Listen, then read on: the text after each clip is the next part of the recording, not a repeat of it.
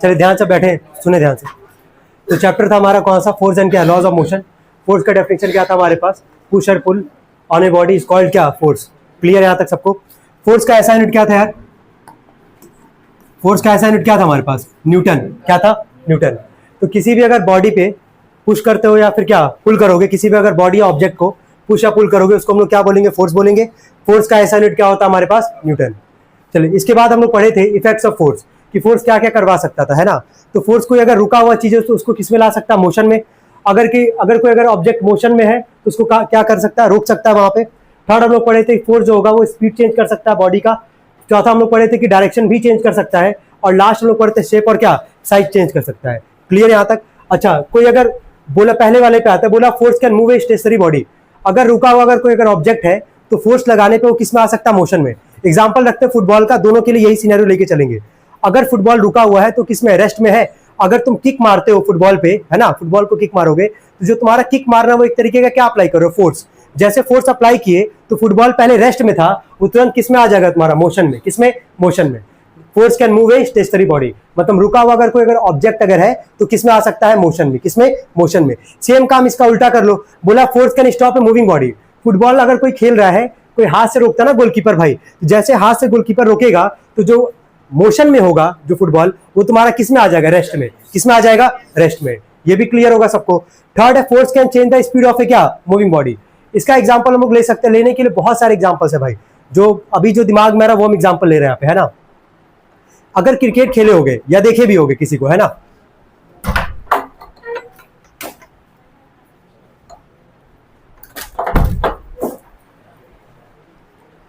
अगर क्रिकेट खेले होगे तुम लोग, तो जो बॉलर होता है ना, बॉलर अगर मान लो सपोज करो कि 150 की रफ्तार में फेंक रहा है, 150 किलोमीटर पर आवर। ध्यान से सुनना, बॉलर जो है वो फेंक रहा है 150 किलोमीटर पर आवर। अगर तुम बहुत जोर से बल्ला घुमाओगे तो जो बॉल का स्पीड होगा उसके दुगने स्पीड से तुम्हारा क्या जाएगा, फिर बॉल जाएगा तुम्हारा। तो फोर्स क्या की, तुम तेज लगाए तो उसका आखिर जो स्पीड था, लिखा है ना फोर्स कैन चेंज द क्या, स्पीड ऑफ ए क्या, मूविंग बॉडी। तो यार मूविंग बॉडी तुम्हारा कौन हो गया, बॉल, जो बॉलर फेंक रहा है तुम्हारा, ठीक है। और जैसे तुम बल्ला घुमाए बहुत तेज से, ठीक है, तो जो बॉल का स्पीड था वो क्या हो गया, बढ़ गया, है ना। अगर वो डिफेंड कर देता, अगर वो रोक देता तो उसका स्पीड क्या हो जाता, डिक्रीज कर जाता, ठीक है। लास्ट वाले पे, चौथे वाले पे आते हैं, force can change the direction of a moving body. Hockey देखें, कई लोग खेलते हुए देखे होंगे किसी को, तुरंत तुम देखते होगे कि वहां पे पासिंग का ही गेम होता है। तो आखिर जब वो एक बंदा अगले को पास करता है तो उसका क्या चेंज करता है, डायरेक्शन। क्या चेंज करता है, डायरेक्शन, ठीक है। और लास्ट लिखा force can change the shape and size of a क्या, बॉडी। तो इसका एग्जांपल हम बोले थे, स्प्रिंग को याद कर लो। स्प्रिंग का पहले स्टार्टिंग का शेप क्या होगा, साइज क्या होगा, जब उसको स्ट्रेच कर दोगे, खींच दोगे, तो उसका शेप भी बदल जाएगा और साइज भी बदल जाएगा। इसमें कोई दिक्कत तो नहीं किसी को। चलो ठीक है, अब आते हैं टाइप्स ऑफ फोर्स। कितने टाइप का फोर्स पढ़े थे हम लोग, बैलेंस और अनबैलेंस। बैलेंस फोर्स क्या होता था, जहां पे नेट फोर्स कितना आएगा, जीरो। जहां पे नेट फोर्स, टोटल फोर्स कह लो, क्या आएगा, जीरो, उसको क्या बोलोगे, बैलेंस फोर्स बोलोगे। और जहां पे नेट फोर्स जीरो नहीं आएगा उसको हम लोग क्या बोलेंगे, अनबैलेंस फोर्स। क्लियर है बैलेंस और अनबैलेंस फोर्स के बारे में जो डिस्कस किया गया था। चलो, बैलेंस फोर्स का डेफिनेशन दिख ही रहा होगा। टोटल फोर्स का मतलब रिजल्टेंट फोर्स का बात कर रहा है। अगर रिजल्टेंट फोर्स किसी बॉडी पे क्या आएगा, जीरो आएगा, उसको कौन सा फोर्स बोलोगे, बैलेंस। अगर रिजल्टेंट फोर्स अगर जीरो नहीं आएगा उसको क्या बोलोगे, अनबैलेंस। क्या बोलोगे, अनबैलेंस। चलिए आगे बढ़ते हैं यहाँ पे, ठीक है। ये वैसे अनबैलेंस का एग्जांपल है, समझ रहे हो, देख सकते हो। एक तरफ कितने लोग खड़े हैं, दो, एक तरफ एक। ऑब्वियस सी बात है कि यहाँ पे बैलेंस दिख रहा है कि अनबैलेंस दिख रहा है, अनबैलेंस। कौन जीतेगा, हाँ ठीक है। अब कई इसी में बुद्धि लगाएंगे, कहेंगे मान लीजिए सर ये ताकतवर हुआ तो वही बात हम कहेंगे वापस, सोचोगे तो नस फट जाएगा भाई। तो उसके बाद हम बरस, मेरा बस में नहीं होगा, है ना। चले अब यहाँ से आते हैं न्यूटन्स लॉज ऑफ मोशन पे। चले, न्यूटन का पहला लॉ सुनाओ, नहीं आता है, तुम बताओ प्लीज, शांति रखें।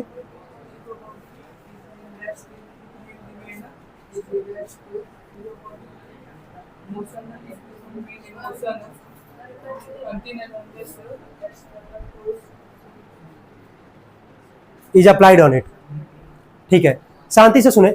देखिए न्यूटन का पहला लॉ क्या था हमारे पास, तीन लॉ पढ़ना है।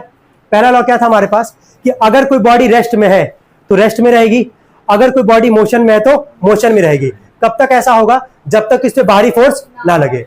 बहुत आसान एग्जाम्पल था जो हम लिए भी थे, डेली बेसिस का एग्जाम्पल, ठीक है। अगर तुम आराम कर रहे हो तो आराम ही करना चाहोगे, ठीक है, काम नहीं करना चाहोगे, समझ में आ रहा है, मतलब उठना नहीं चाहोगे। सो रहे हो तो सोना ही पसंद करोगे, ना कि जग के पढ़ना पसंद करोगे।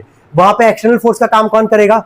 मम्मी या फिर क्या पापा, जो भी है। या तो मम्मी आके मारेंगी झाड़ू झाड़ू, या तो पापा आके उठा के पटक देंगे, सुप्लेक्स। पापा के क्या देंगे? सुप्लेक्स देंगे, तो समझ रहे हो, कहेंगे जॉन सीना। देखो यार, तो न्यूटन के पहले लॉ पे क्लियर सबको क्या यार?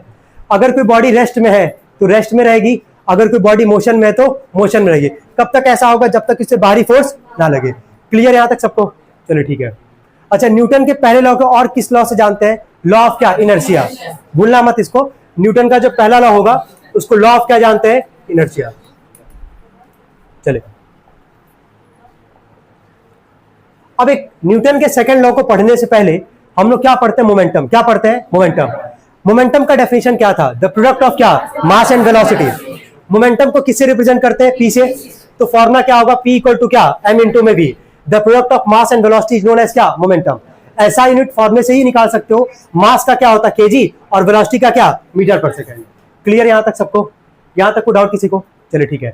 अगर मोमेंटम तुमको समझ में आ गया है तो न्यूटन का सेकंड लॉ भी समझ में आएगा। बस एक बार अच्छे से और सुनना, कल डिस्कस वैसे हम किए थे ना इसको, ठीक है।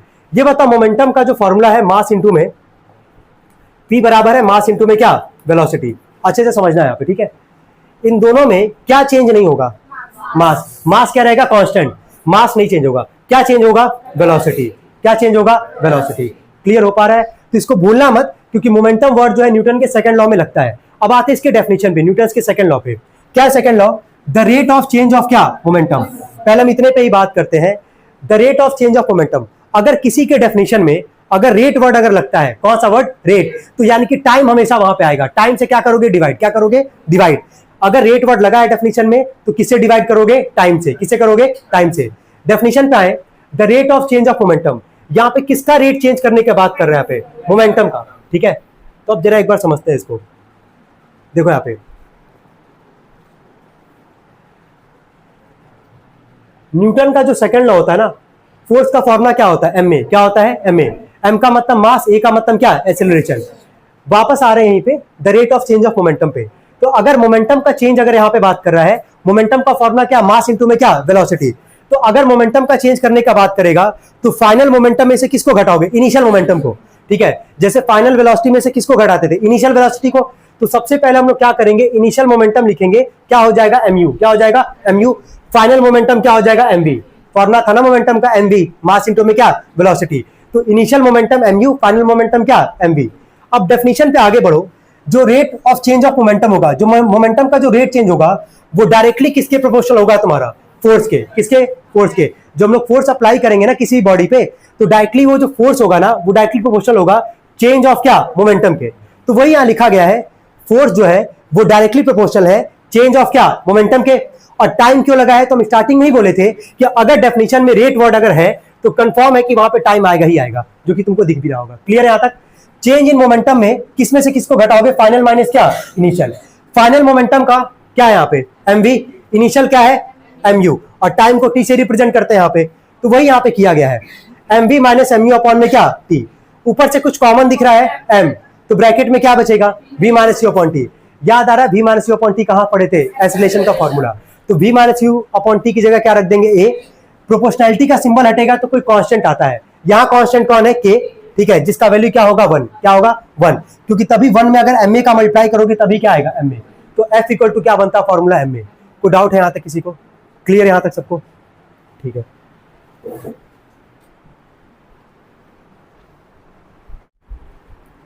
What force would required? Would be needed, sorry. What force would be needed? What force would be needed to produce an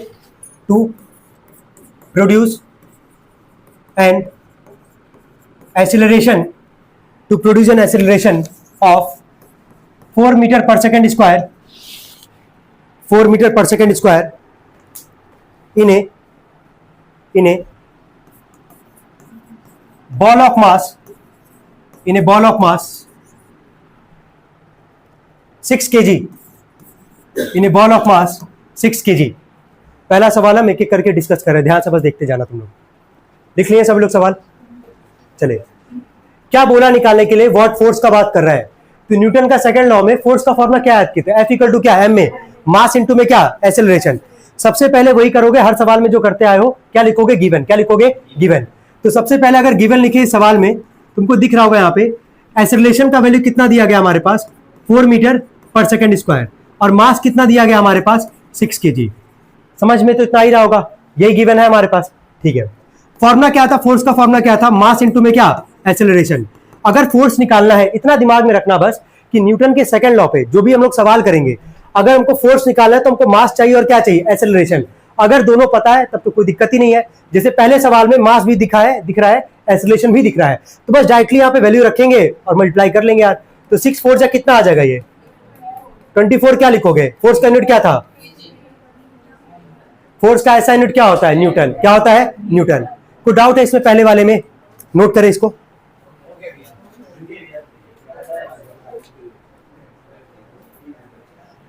या रुक जाओ, घर पे नोट कर लेना, अभी आगे लिखो नेक्स्ट क्वेश्चन, टाइम वेस्ट नहीं करते हैं। लिखो व्हाट इज द एक्सेलरेशन। लिखो नेक्स्ट क्वेश्चन, लिखो what is the question second, लिखो what is the acceleration. Acceleration को शॉर्ट फॉर्म में कैसे लिखते हैं? चैप्टर 1 बताए थे, है ना। Acceleration produced by a force of, produced by a force of 12 Newton, 12 Newton exerted on an object, exerted on an object of mass 3 kg, of mass 3 kg। हो गया? पहले तुरंत गिवन लिखना है जल्दी से, एक 10 सेकंड में लिख दो गिवन, तुरंत लिख लिए। क्या क्या गिवन है यहाँ पे इस बार? बताओ जल्दी से, गिवन क्या है इस बार? फोर्स दिया गया है, कितना न्यूटन दिया गया है? 12 न्यूटन। और क्या दिया गया है? मास कितना हमारे पास? 3 kg। समझ में आ रहा है इतना? क्या निकालना है इस सवाल में? एक्सेलरेशन। क्या निकालना है? फिर वही लगाओगे फॉर्मूला, F बराबर क्या? m में मास इंटू में एक्सेलरेशन। फोर्स पता है 12, मास पता है 3, क्या एक्सेलरेशन निकल जाएगा यहाँ से? कितना आएगा ये? 4 मीटर पर सेकंड क्या? स्क्वायर। यूनिट वापस बोले, यूनिट गलत मत लगाना। एक्सेलरेशन का ऐसा यूनिट क्या याद किए थे? मीटर पर सेकंड स्क्वायर, पहले चैप्टर में, है ना, वो हमेशा चलता रहेगा। तो 4 मीटर पर सेकंड स्क्वायर। कोई डाउट है इसमें किसी को? क्लियर है ये? हाँ ठीक है, लेकिन नेक्स्ट वाले में दिक्कत होगा। चलो पहले लिखना, पहले सवाल बोल लिखो, बोले। चलो इसको आराम से लिखो। कैलकुलेट द फोर्स, लिखो calculate the force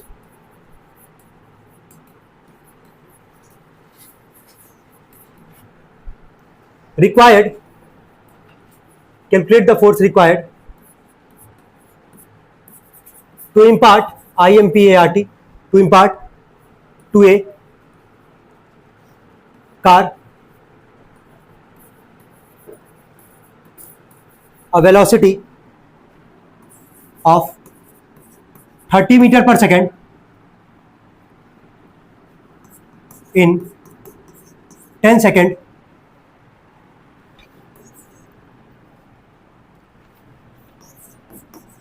starting from rest।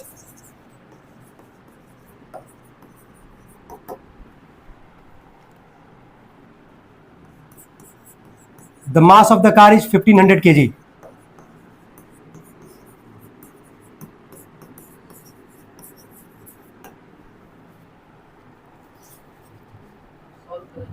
नहीं बता रहे हूं, देंगे सॉल्व करने के लिए भी देंगे, लेकिन अभी जो क्वेश्चन है पहला वाला एक बार देख लो। हो गया? अब जो बोलेंगे ना वो ही दिमाग में रखोगे, और ऐसे क्वेश्चंस तुमको अपने टैकल करने आना चाहिए भाई। ये सब तो बेकार क्वेश्चन है यार, कौन नहीं कर लेगा? सब गिवन सब दिया है, एक 3 में से फाइंड करना होगा। FM में है, मान लो कभी फोर्स निकालना है, कभी मास निकालना है, कभी एक्सेलरेशन निकालना है, कोई भी निकाल लेगा इसको। चलो अब जरा ये जो क्वेश्चन लिखा गया है इसको पहले पढ़ो सभी लोग अच्छे से। क्या निकालना है यहाँ से भी? फोर्स। क्या निकालना है? फोर्स निकालना है। चलो हम देखो सोचना कैसे है, कैसे सोचा जाता है किसी भी सवाल को लेके यार। फोर्स निकालना हम लोग को, पहले फॉर्मूला लिख लो। फोर्स का फॉर्मूला क्या होता है, मास इंटू में क्या, एक्सेलरेशन। अगर मास और एक्सेलरेशन अगर हम लोग को पता चल जाएगा, क्या फोर्स निकाल लेंगे हम लोग इजीली, जैसे बाकी क्वेश्चन में चल रहा था। चलो आगे बढ़ते हैं। यहाँ पे required to impart to a car a velocity of 30 metre per second, यानी कि कार है जिसका वेलोसिटी का बात कर रहे हैं यहाँ पे, कितना metre per second, 30 metre per second. कितने सेकंड में, 10 सेकंड में, ठीक है। स्टार्टिंग फ्रॉम रेस्ट, कितने लोग इसमें चैप्टर 1 पढ़े हैं, न्यूमेरिकल सेगमेंट अच्छे से जिनका रेडी है, पढ़ाए थे, याद आ रहा होगा। अब वो लोग बताएं हमको यहाँ से, ये जो लिखा है 10 सेकंड स्टार्टिंग फ्रॉम रेस्ट है ना, तो यहाँ पे गिवन में सबसे पहले रुक जाओ, स्टार्टिंग फ्रॉम रेस्ट है तो यू का वैल्यू क्या लिखोगे, वेरी गुड, ठीक है, याद आ रहा है ना। स्टार्टिंग फ्रॉम रेस्ट मतलब इनिशियल क्या हो गया, 0 मीटर पर सेकंड। ये जो दूसरा वाला वेलोसिटी है, कौन सा वेलोसिटी होगा, फाइनल। इनिशियल 0 है तो कौन सा वेलोसिटी हो गया, फाइनल जो भी है 30 मीटर पर सेकंड। टाइम दिया गया कितना सेकंड, 10 सेकंड। यहां तक कोई डाउट है किसी को, समझ में आ रहा है। जहां बोला स्टार्टिंग फ्रॉम रेस्ट, इनिशियल क्या हो गया 0, जो दूसरा वेलोसिटी होगा कौन सा वेलोसिटी, फाइनल वेलोसिटी। और क्या दिया गया था, टाइम दिया गया था 10 सेकंड, लिख लिए। एक और चीज गिवन में दिया गया है, मास कितना दिया गया है, 1500 kg। यहां तक कोई डाउट है किसी को, सवाल समझ में आ रहा है, ठीक है। वापस सुनना, निकालना क्या है, फोर्स निकालना है। दो चीज चाहिए हम लोग को, मास और क्या, एक्सेलरेशन। अब इन दोनों में से यही गिवन है हमारे पास। अब इन दोनों में से जरा देखना, इन दोनों में से किसका वैल्यू पता है हम लोग को, बस मास पता है, बस मास पता है ना कितना है, 1500 kg। क्या एक्सेलरेशन पता है हम लोग को, नहीं। अगर एक्सेलरेशन नहीं पता है फिर वही काम करोगे, जो 3 इक्वेशन ऑफ मोशन था ना हमारे पास, उन्हीं तीनों को लेके सोचोगे। और ये भी हम बताए थे कि कैसे सोचते हैं, जो गिवन दिया गया है उसी के हिसाब से सोचेंगे। अब ये बताओ, सेकंड इक्वेशन और थर्ड इक्वेशन में, पहला हटा दो अभी, सेकंड और थर्ड इक्वेशन में एस आता था, एस बराबर UT plus half AT square, और सेकंड में आता था, थर्ड में आता था क्या, V square minus T square बराबर क्या, 2as। तो एस ना हमारे पास दिख रहा है यहाँ पे, गिवन में है क्या एस, नहीं, ना निकालना हम लोग को एस। तो ना सेकंड लगेगा ना थर्ड लगेगा, कौन सा लगेगा, फर्स्ट वाला। तो बस लगाएंगे यार यहाँ से, अभी कोई नोट मत करना, बस आराम से देखना एक बार। फॉर्मूला क्या था, v बराबर क्या था, u प्लस एटी। v का वैल्यू क्या दिख रहा है, 30, u है 0, एक्सेलरेशन निकालना, टाइम कितना है 10। क्लियर है यहाँ तक सबको, 0 हटा दो इसको, 10 मल्टीप्लाई करके क्या करेगा, डिवाइड, कितना आ जाएगा ये, 3 मीटर क्या पर सेकंड स्क्वायर। अब तुम देखो ये सवाल न्यूटन का सेकंड लॉ का है। क्या हम लोग यहाँ पे जो 3 इक्वेशन ऑफ मोशन था, कितना इंपॉर्टेंस है उसका, तुम देख रहे हो एक सवाल के बीच में लग रहा है ये। जब निकालना पड़ा हम लोग को, क्या निकालने के लिए किया, एक्सेलरेशन के लिए। गिवन लिखे, एक्सेलरेशन निकालना है तो पहला इक्वेशन ऑफ मोशन क्या क्या लिया यहाँ पे हम लोग, हेल्प लिए। कोई दिक्कत तो नहीं यहाँ तक किसी को, बस उसके बाद कुछ नहीं करना है। एफ का फॉर्मूला दिख ही रहा है, मास इंटू एक्सेलरेशन। मास कितना था 1500, एक्सेलरेशन निकालना था, निकाल लिया हम लोग, कितना आया है 3, कितना आ जाएगा ये 4500 क्या न्यूटन। कोई डाउट इसमें किसी को, नोट करें। हाँ पूछो भाई। कुछ डायरेक्ट एक्सेलरेशन का फॉर्मूला नहीं लगा देंगे।